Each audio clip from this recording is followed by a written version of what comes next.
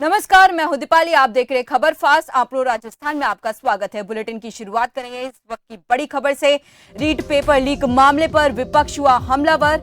विधानसभा सत्र से पहले सीबीआई जांच की मांग दोहराई गई। बीजेपी ने उठाई मांग, परीक्षाएं निष्पक्ष पारदर्शी होनी चाहिए। रीट परीक्षा में उजागर हुए आपराधिक भ्रष्टाचार चौंकाने वाले। तो बड़ी जानकारी आप तक पहुंचा रहे हैं। रीट परीक्षा में उजागर हुए आपराधिक भ्रष्टाचार चौंकाने वाले हैं। रीट पेपर लीक मामले पर विपक्ष पूरी तरह से हमलावर हो चुका है। सीबीआई जांच की मांग जो है वो बार बार लगातार की जा रही है बीजेपी की ओर से। परीक्षाएं निष्पक्ष और पारदर्शी होनी चाहिए, ये बात बीजेपी ने कही।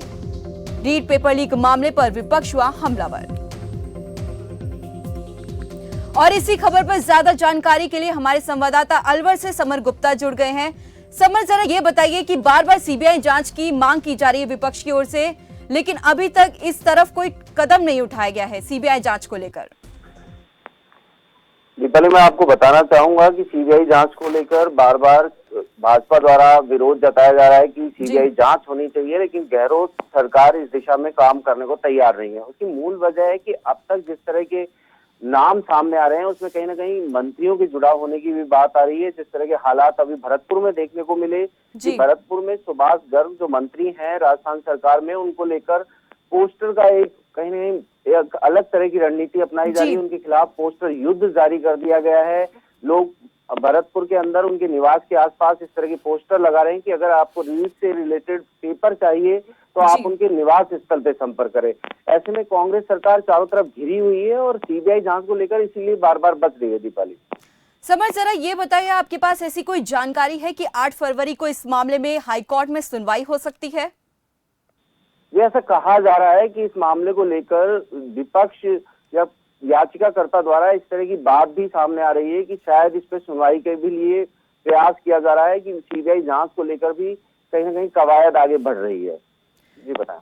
ये ऐसा भी कहा जा रहा है कि राज्य सरकार की एजेंसी एसओजी राजनीतिक दबाव के काम कर रही है। ये बात बीजेपी सांसद किरोड़ी लाल मीणा ने कही है।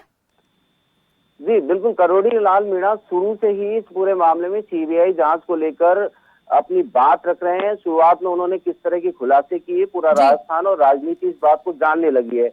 ऐसे में कांग्रेस सरकार बार बार किरोड़ी लाल मीणा जो बीजेपी से राज्यसभा सांसद हैं, उनकी बात को नकारते हुए सीबीआई जांच से भी इंकार कर चुकी है।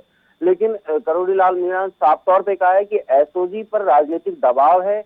जो मुख्य इसमें कर्ता धर्ता है इस पूरे धांधली के मामले में, उनको कहीं ना कहीं छिपाने का प्रयास करा जा रहा है।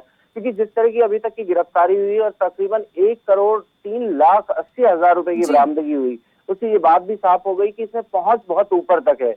लेकिन कांग्रेस सरकार या संबंधित जो एसओजी जांच एजेंसी है, ये भी कहीं ना कहीं किसी तरह के दबाव में चल रही है। ऐसे में मामले के खुलासे को लेकर बहुत तरह के कयास लगाए जा रहे हैं। अब तक जिस तरह की बातें नजर के आई कि एडीजीपी अशोक जो राठौड़ है, उन्होंने भी कहा कि हम इसमें बहुत सारी गिरफ्तारियां भी कर सकते हैं, लेकिन जारोली को बर्खास्त किए जाने के बाद भी अब तक उनकी गिरफ्तारी नहीं हुई है। ऐसे में राजनीतिक दबाव से भी इनकार नहीं किया जा सकता। दीपाली, अगर समर राजनीतिक दबाव चल रहा है तो कहीं ना कहीं सीबीआई जांच होनी बेहद ज्यादा जरूरी है, जो बीजेपी की तरफ से बार बार उठाई जा रही है।